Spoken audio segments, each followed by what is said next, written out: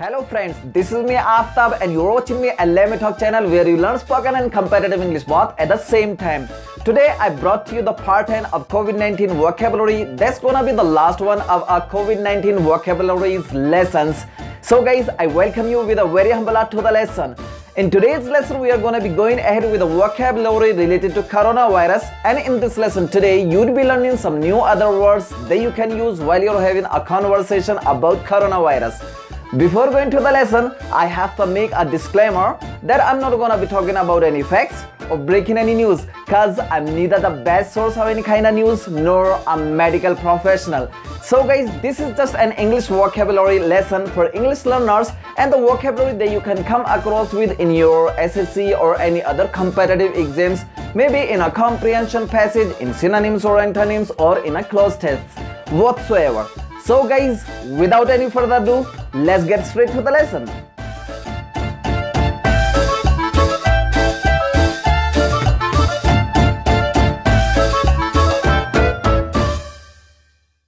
हे guys, welcome back. तो चलिए guys, बिना कोई देर के हुए लेसन शुरू करते हैं। आज के लेसन की हमारी फर्स्ट टर्म है take stock of something. Take stock of something का हिंदी मीनिंग होता है किसी चीज के बारे में या फिर किसी सिचुएशन के बारे में अच्छी तरह से जांच परख करके फैसला लेना या फिर किसी चीज के बारे में जांच कर सूची बनाना। मीन्स जांच कर सूची बनाना। चलिए गाइस, एक बार इसकी डेफिनेशन देखते हैं और अच्छी तरह से समझने की कोशिश करते हैं। इसकी डेफिनेशन है to carefully think about all the aspects of a situation और something in order to make a decision about what to do next. Means to carefully think about all the aspects of a situation or something.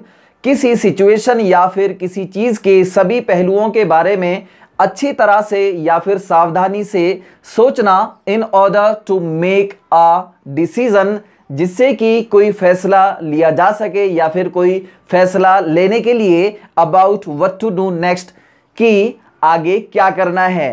कि आगे क्या करना है, इसके लिए कोई फैसला लेने के लिए किसी चीज या फिर किसी सिचुएशन के सभी पहलुओं पर अच्छी तरह से सोचने के लिए हम इंग्लिश में यूज करते हैं टेक स्टॉक ऑफ समथिंग।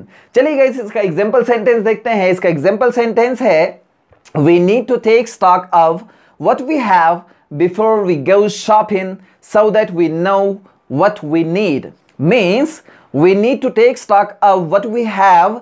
हमें हमारे पास जो कुछ भी है उसके बारे में अच्छी तरह से सूची बना लेनी चाहिए या फिर हमें उसकी अच्छी तरह से जांच कर लेने की ज़रूरत है बिफोर वी गो शॉपिंग, इससे पहले कि हम खरीदारी के लिए जाएं या फिर शॉपिंग के लिए जाएं। सो दैट, ताकि we know what we need, ताकि हमें पता रहे कि हमें किस चीज की जरूरत है या किन चीजों की जरूरत है। मेरे ख्याल से गाइज आपको ये अच्छे से समझ आ गया होगा। चलिए गाइज, नेक्स्ट वर्ड देखते हैं। आज की हमारी नेक्स्ट वर्ड है इसेंशियल्स। इसेंशियल्स एक नाउन वर्ड है जिसका हिंदी मीनिंग होता है जरूरत की चीजें या जरूरी चीजें।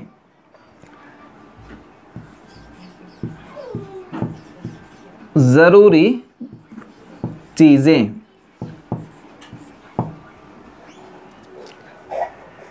चलिए गाइस, एक बार इसकी डेफिनेशन देखते हैं। इसकी डेफिनेशन है the things that are absolutely necessary for the situation you are in और for the task you are doing.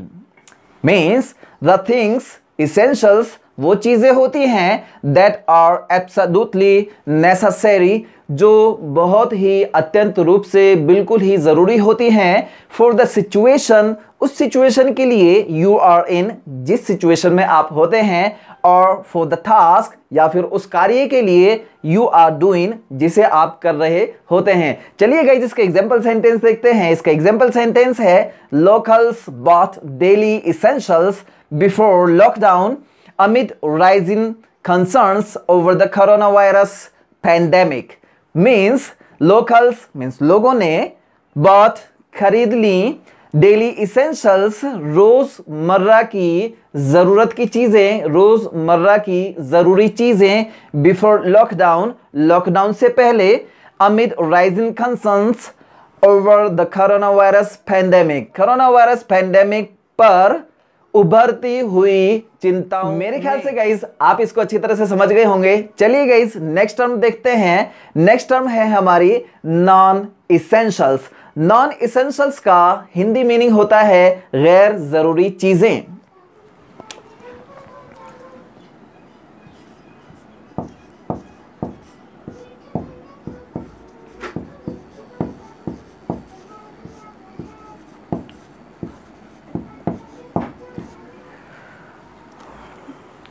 चलिए गाइस एक बार इसकी डेफिनेशन देखते हैं। इसकी डेफिनेशन है the goods that are not absolutely necessary such as clothing, home decor, toys and games, beauty products, और depending on your view on the matter that are wanted not needed.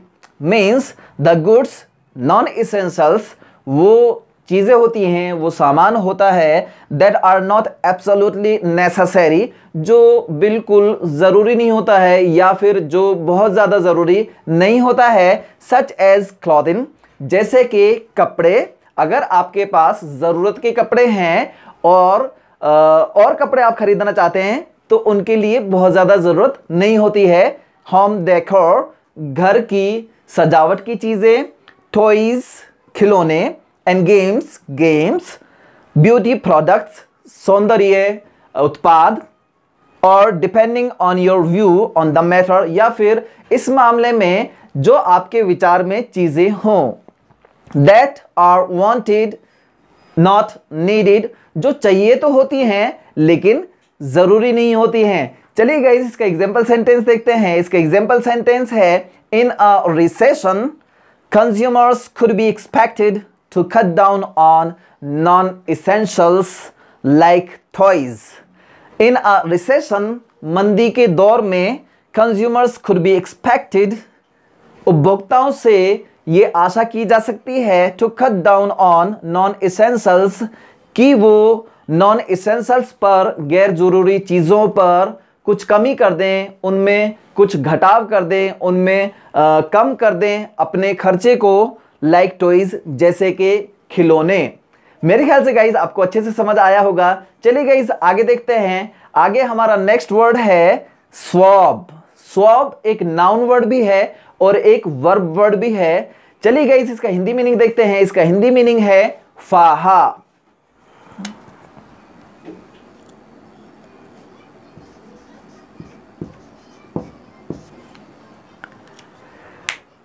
चलिए guys इसकी definition देखते हैं और अच्छे से इसकी meaning को समझने की कोशिश करते हैं। इसकी डेफिनेशन है a piece of soft material used by a doctor, nurse etcetera for cleaning a place where your body has been injured और कट, और for taking a substance from your body to test it. Means a piece of soft material used by a doctor, nurse etcetera. Soft material का एक टुकड़ा होता है जो किसी doctor, nurse वगैरह के द्वारा इस्तेमाल किया जाता है फॉर क्लीनिंग अ प्लेस, किसी जगह को साफ करने के लिए, where your body has been injured और कट, जहां से आपका शरीर जख्मी है या फिर उस पर कट लगा हुआ है, वहां उस जगह से साफ करने के लिए नर्स या डॉक्टर के द्वारा इस्तेमाल किए जाने वाला सॉफ्ट मटेरियल का कोई छोटा टुकड़ा या फिर टुकड़ा, उसे कहा जाता है स्वॉब। और for taking a substance from your body to test it, या फिर आपके शरीर से कुछ पदार्थ लेने के लिए जिससे कि उसकी जांच की जा सके, इसके लिए जो टुकड़ा सॉफ्ट मटेरियल का इस्तेमाल किया जाता है उसको बोला जाता है स्वॉब। से रिलेटेड आजकल बहुत ज्यादा यूज की जाने वाली टर्म देखते हैं, वो टर्म है अ नेजल स्वॉब या फिर अ थ्रोट स्वॉब। चलिए गाइस इसकी डेफिनेशन देखते हैं और इसके मीनिंग को अच्छे से समझने की कोशिश करते हैं। अ laboratory test that is done to identify germs that may cause infection in the nose or throat means a laboratory test. एक प्रयोगशाला वाली जांच होती है क्या? a nasal swab या फिर a throat swab. एक प्रयोगशाला वाली जांच होती है that is done, जिसको किया जाता है to identify germs, उन कीटाणुओं को या फिर कीटाणुओं को पहचानने के लिए या फिर कीटाणुओं की जीवाणुओं की पहचान करने के लिए that may cause infection in the nose or throat, जो नाक में या फिर गले में इन्फेक्शन कारित करते हैं, इन्फेक्शन पैदा करते हैं. चलिए गाइस इसका एग्जाम्पल सेंटेंस देखते हैं. इसका एग्जाम्पल सेंटेंस है nasal swabs and throat swabs are widely accepted as the preferred method for obtaining respiratory samples to detect the presence of novel coronavirus. Means nasal swabs and throat swabs are widely accepted as the preferred method.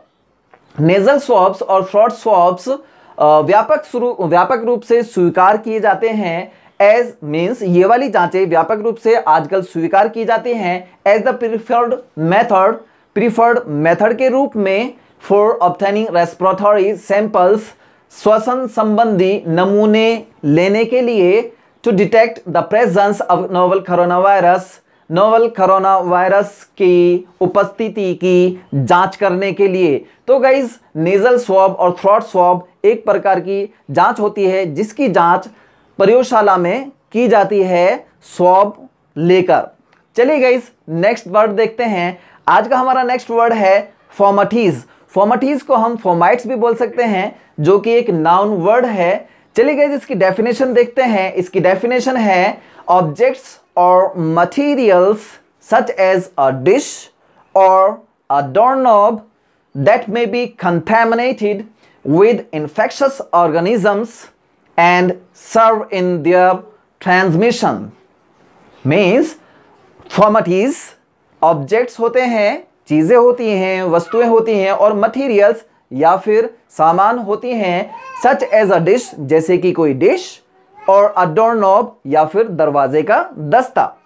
That may be contaminated जो संदूषित हो सकती हैं with infectious organisms संक्रामक रोगाणुओं से, and serve in their transmission और उनकी मदद करती हैं उनके संप्रेषण में, उनके फैलने में उनकी मदद करती हैं. ऐसी चीजें फॉर्मेटिज या फॉर्माइट्स कहलाती हैं. चलिए गाइस इसका एग्जांपल सेंटेंस देखते हैं. इसका एग्जांपल सेंटेंस है corona virus infection can spread through fomites such as contaminated towels. Corona virus infection can spread, corona virus infection फैल सकता है थ्रू फॉर्मेटिज, फॉर्मेटिज के द्वारा भी, फॉर्मेटिज के जरिए से भी, सच एज जैसे कि कंटामिनेटेड टॉवल्स संदूषित तौलियों से. अगर तौलिए संदूषित हैं तो फिर वो फैला सकती हैं ट्रांसमिशन में, वो ट्रांसमिशन के लिए सर्व कर सकती है कीटाणुओं के और इन्फेक्शन के. चलिए गाइस नेक्स्ट टर्म देखते हैं. हमारी नेक्स्ट टर्म है मेक शिफ्ट. मेक शिफ्ट एक एडजेक्टिव वर्ड है जिसका हिंदी मीनिंग होता है जुगाड़ू या फिर काम चलाऊ.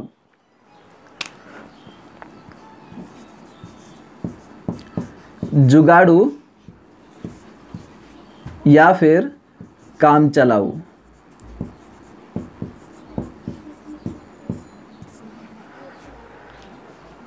चलिए गाइस इसकी डेफिनेशन देखते हैं. इसकी डेफिनेशन है makeshift things are temporary and usually of poor quality, but they are used because there is nothing better available.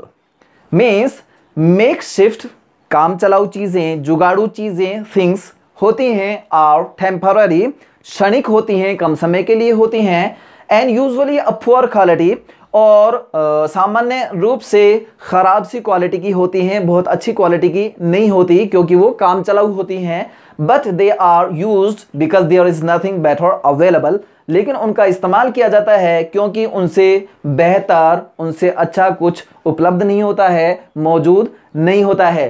तो चलिए गाइस इसका एग्जाम्पल सेंटेंस देखते हैं. इसका एग्जाम्पल सेंटेंस है as the number of corona virus cases abated, China shut down its makeshift hospitals built in February to treat the surge in COVID-19 infections in Wuhan. Means as the number of coronavirus cases abated, जैसे ही corona virus के cases कम हुए, China shut down it's makeshift hospitals, China ने अपने काम चलाऊ hospitals जो उसने फौरन के फौरन बनाए थे बंद कर दिए। बिल्ट इन फेब्रुअरी, जिनको बनाया था फरवरी में, टू ट्रीट करने के लिए the surge in covid infections in Wuhan, Wuhan में उभरते हुए कोविड-19 के इन्फेक्शंस को ट्रीट करने के लिए, जिसने फरवरी में बनाया था। तो गाइज मुझे पूरी उम्मीद है कि लेसन आपको अच्छे से समझ आया होगा। So guys, that does it for today's lesson. I hope you've enjoyed the lesson as much as I've enjoyed teaching it. And this brings us to the end of this lesson. Although we've so far covered so many words related to coronavirus, yet there are many more, but we stop it here. So guys, if you like the video, give a thumbs up below and share it to all your friends, and feel free to leave a comment in the comment box below. And if you are new to this channel, please make sure to subscribe the channel and never ever forget to press the notification bell icon for more updates. I'm looking forward to a new lesson together. Till then, keep practicing, keep watching, keep smiling. Thanks for watching this lesson with me. This is me, Aftab, signing off for the day.